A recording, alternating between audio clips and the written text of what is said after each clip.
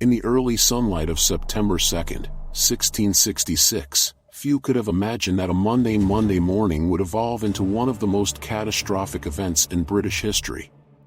Picture this: a streak of flames leaps into the sky above the quaint streets of London, crackling and roaring with a voracious appetite, converting homes and businesses into ashes. This devastating inferno, known today as the Great Fire of London, wasn't just a tragic event that claimed countless lives and destroyed property. It fundamentally reshaped the very essence of the city itself. But how did the flames that consumed London also ignite a rebirth that would ripple through time? In the next few minutes, we will explore the harrowing reality of the Great Fire and how it indelibly changed the landscape, governance, and spirit of one of the world's most iconic cities. What can the aftermath of this disaster teach us about resilience, urban planning, and the quest for safer cities? Stick around, because the revelations we're about to uncover will challenge everything you thought you knew about London's most notorious day. To grasp the magnitude of the Great Fire, we must first delve into the context of London in the 17th century. With a rapidly growing population, the city was alive with activity, bustling markets, and frenzied traders.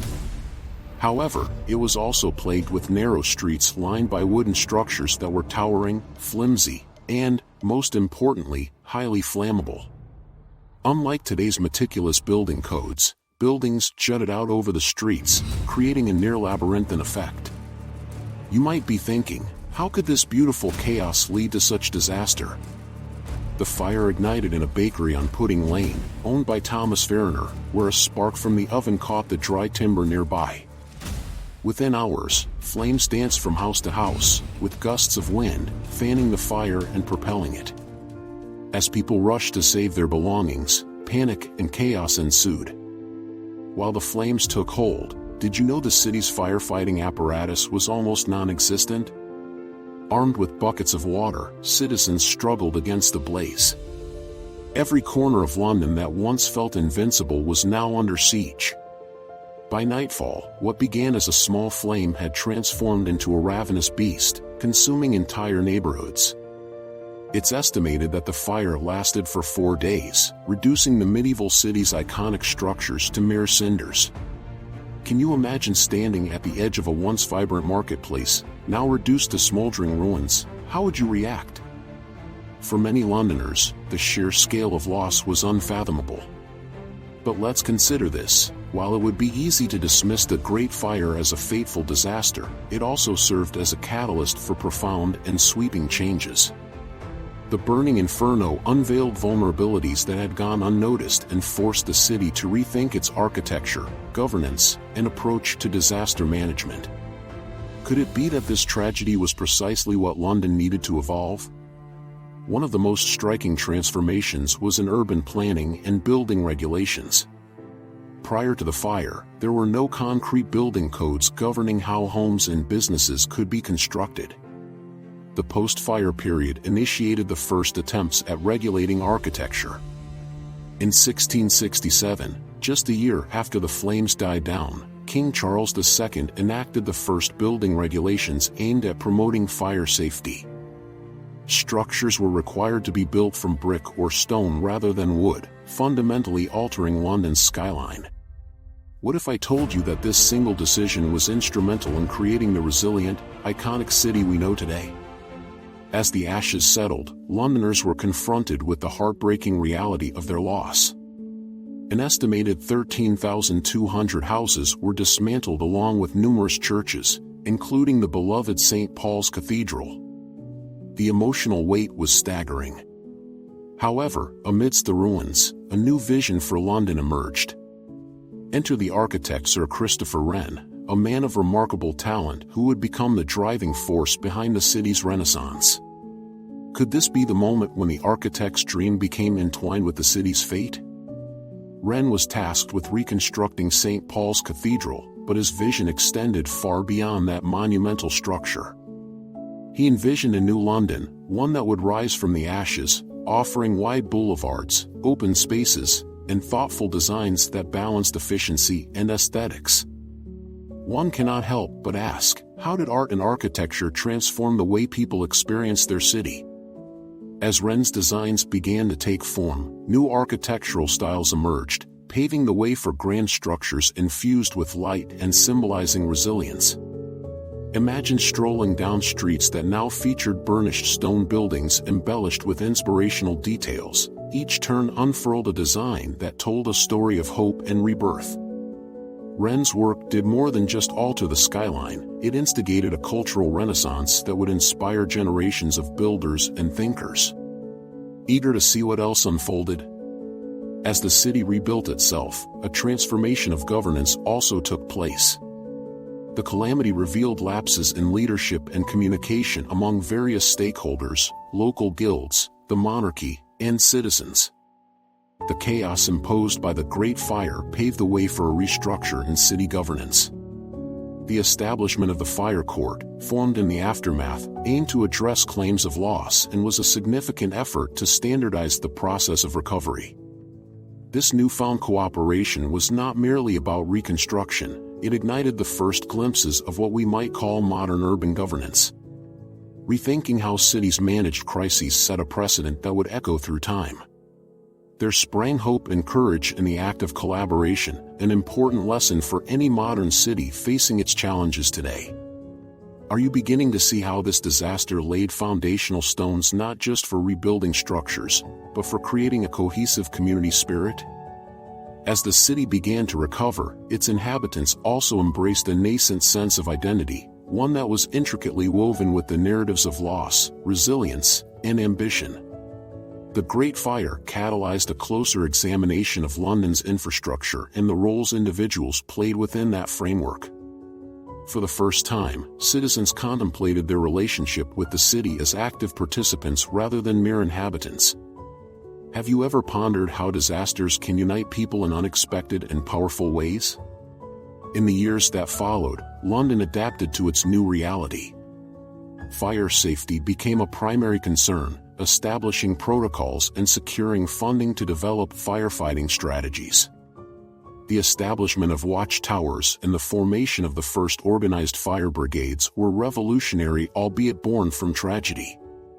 It's astounding to think about how the public awareness generated by the Great Fire led to an entirely new profession being created. Would you have imagined that a disaster could prompt a societal evolution in responsivity and safety? Nevertheless, the cultural impact of the Great Fire reached beyond mere infrastructure. Several peculiar legends and folktales emerged, reflecting the shifting perception of risk and safety in your average Londoner's life. The narrative around the fire began to shift from a solitary act of destruction to a tale of resilience, tales of those who lost everything yet rebuilt, of neighbors banding together in the face of adversity, and of leaders rising to the occasion to bring hope back to the desolate street corners. As the smoke cleared and the stories took root, public discourse about urban life gained momentum. The Great Fire, rather than marking the end of London's resilience, ignited a sense of optimism. Would London's rebirth influence other cities around the globe that faced disasters of their own? With so many hearts and hopes entwined in the drama of rebuilding, it's an exciting thought to explore. Thinking back to that fateful September morning, it's nearly impossible to fathom how a disaster of such magnitude could inspire a shift in mindset. Viewing these traumatic events through a lens of possibility, Londoners began to embrace a philosophy centered around transformation rather than despair. With a renewed sense of community identity and urban cohesion, London stepped into a new chapter of communal spirit. Yet, while the narrative of recovery was compelling, the fire also marked a darker shift, one toward increased accountability. In the aftermath, as blame was distributed, both local leaders and residents began to question how the tragedy was allowed to unfold. Investigative inquiries emerged, probing the inadequacies of fire safety protocols and emergency responses. The loss became a platform for accountability. Reflecting on this, one can't help but wonder how today's crises are often similarly scrutinized and turned into teachings for the future. As we now approach the conclusion of this journey through fire and rebirth, it's vital to recognize that the Great Fire of London was not a singular event isolated in time, but a transformative force that left an indelible mark on the identity of the city. It paved the way for architectural innovation, fostered the birth of organized efforts toward public safety, and nurtured a sense of community that became emblematic of London's character. You may now feel compelled to contemplate the role of disaster in shaping cities, not just in terms of physical structures but also in how they transform the human experience. The lessons gleaned from London's ashes extend far beyond 1666. They resonate in the cities we inhabit today. In the second part, we will dive deeper into the long-term effects of the Great Fire, examining the socio-political changes it ignited and how the narrative of resilience continues to inspire urban development today. We'll look at how those fiery ashes forged a strong community spirit that persisted for centuries, along with the contexts that emerged from these trials. Prepare to uncover the unexpected and thought-provoking connections that arise even in the shadows of tragedy. So, stay tuned as we fan the flames of curiosity, moving beyond the immediacy of destruction into long-lasting implications that forever change the fate of London and perhaps even the cities you live in today. As the Great Fire's ashes cooled, London was not merely a city in ruins but a canvas waiting for strokes of transformational change. The unprecedented devastation prompted a critical examination of the socio-political landscape, stirring a call for reform that reverberated far beyond the city's charred remains. The fire acted as a crucible, reshaping political ideologies and instigating a shift in societal attitudes toward governance and community responsibility. What would this mean for the everyday lives of Londoners? In the wake of the fire, London's leadership grappled with newfound responsibility. Town officials were no longer merely figureheads, they now bore the weight of public expectation. The establishment of the fire court was not just about rebuilding, it signaled the birth of a more accountable governance model. This court aimed to process claims for damages and ensure fair compensation for those affected. But it represented something deeper, a realization that community welfare required organized action, cooperation, and transparency from its leaders. It put everyone on notice that in times of crisis, they were interconnected, accountable to one another. Out of the embers emerged a recognition that collaborative governance was necessary for city dwellers to thrive. The effects of the Great Fire transcended traditional hierarchies, bringing local citizens into dialogues about urban reconstruction. Neighborhoods began forming committees, advocating for their interests and participating more directly in the rebuilding efforts. The fire ignited a civic spirit that encouraged Londoners to engage with their local governance in meaningful ways. How might these principles of cooperation and civic engagement resonate with modern cities striving for resilience today? As Londoners worked to rebuild their homes and businesses, the desire for a stronger communal identity became evident.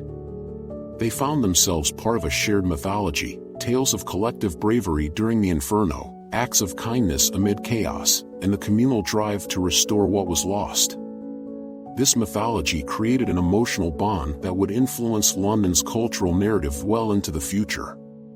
The Great Fire transformed Londoners, from individuals simply grappling with loss to members of a community fueled by a greater purpose. Have you ever learned how tragedy has the remarkable potential to unite individuals into a singular narrative of resilience? This burgeoning identity catalyzed the formation of social organizations and lodges, which came together under the essence of mutual aid and community support. Newly forming groups rallied to address the hardships faced by the displaced population.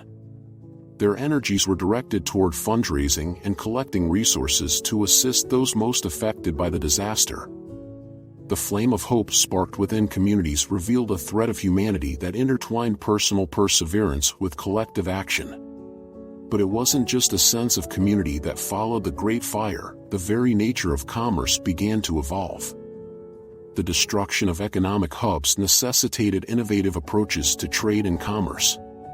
Traditional market structures were rethought, with ideas for open-air markets gaining traction, a nod to modern conceptions of urban space where people gather, conduct business, and interact. The optimizing of commercial layouts emphasized flow and accessibility, showing how fire, in its destructive vigor, catapulted the city into a future ripe for reimagined economic potential. How fascinating that disaster could birth an entrepreneurial renaissance. Moreover, the housing market underwent a seismic shift. The focus on fire-resistant building materials transformed not only architectural styles but also socio-economic patterns. Previously, wealthier citizens often resided in densely populated areas, but following the Great Fire, new residential patterns began to emerge. People sought refuge in suburbia, exodus to the outskirts now tantalizingly deemed desirable for their safety and proximity to nature. This transition sparked an era of urban migration and the gradual shift toward urban planning prioritizing safety, health, and quality of life. The winds of change started blowing, steering the paths of aspiring families headed for greener pastures. The social dynamics of London also reflected the fluidity stemming from those gritty days following the fire. The calamity precipitated shifting attitudes towards social inequalities that had long been ignored. Questions arose about the disparities between the affluent and the poor, highlighting the need for equitable support during the reconstruction process. The Great Fire galvanized society to engage in conversations about social justice, conversations that would evolve and reverberate through centuries. It can make one wonder, how do tragedies expose inequalities and engender movements for social reform in our contemporary world? With rebuilding efforts underway, Wren's vision inspired a renaissance that encouraged artistic ventures and the pursuit of knowledge. The Great Fire, once perceived solely as a tragic event, was metamorphosed into a source of inspiration for artists, writers, and thinkers who would redefine London's artistic energy. The spirit of creativity surged as public spaces were redesigned to include gardens and open areas, enriching social welfare and transforming the urban experience. People were now invited to gather in these new public realms, fostering artistic expression and encouraging intellectual discourse. What if every city learned from this art-infused model of rebuilding? Amid this cultural flowering emerged the iconic lines we still read in historical texts, a testament to the Great Fire's legacy in literature and art. Poets and playwrights, influenced by the stories of survival and renewal, celebrated the resilience of the human spirit, offering critiques of society interwoven with narratives of hope. It heralded an era where the power of storytelling and art converged with architectural innovation, allowing the collective memory of the Great Fire to be etched into London's cultural fabric. Isn't it fascinating how narratives can leave eternal imprints on society? As we draw nearer to the conclusion of our exploration, it is imperative to consider the broader implications of the Great Fire. The lessons of resilience, community, and governance that emerged continue to influence how cities navigate modern calamities. Have you ever reflected on how today's cities might echo London's experience when faced with natural disasters or other crises? Perhaps what began in the scorched ruins of London continues to resonate in our collective consciousness today. Resilience, in its essence, is not merely the ability to bounce back from adversity, it is the capacity to forge ahead with renewed strength, community solidarity, and an innovative spirit. The Great Fire's aftermath taught the world that from destruction could come creation, hope, and unprecedented collaboration. This remarkable rebirth of London serves as an enduring lesson for cities worldwide, demonstrating that it is not only essential to be prepared for disaster but to leverage the resultant challenges to foster inclusive, progressive urban transformation. As we conclude our odyssey through the flames of destruction and the revival that followed, envision London, alive with the pulse of change, driven by the heartbeat of its community. The very attributes that defined London in the 17th century resonate in today's urban environments facing trials unimagined, challenging us to view crises through a lens of opportunity and growth. In recognizing that the Great Fire of London was not merely a catastrophic event but rather a formative journey of metamorphosis, we come to acknowledge the importance of resiliency in every city's evolution. The fire has left an indelible footprint, not only in the streets of London but in the avenues of thought and action shaping urban policies across the globe. Each time we witness a community rise from the ashes, May we remember the lessons ignited in those blazing days of September 1666, carrying forward the legacy of rebirth, resilience, and unity.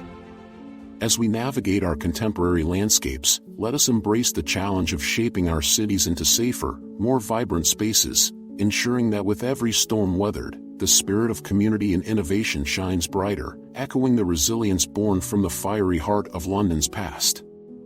In doing so, we honor not just the memory of those who faced the flames, but also the endless possibilities that arise when we build together, transforming not just our cities but the very narrative of human connection.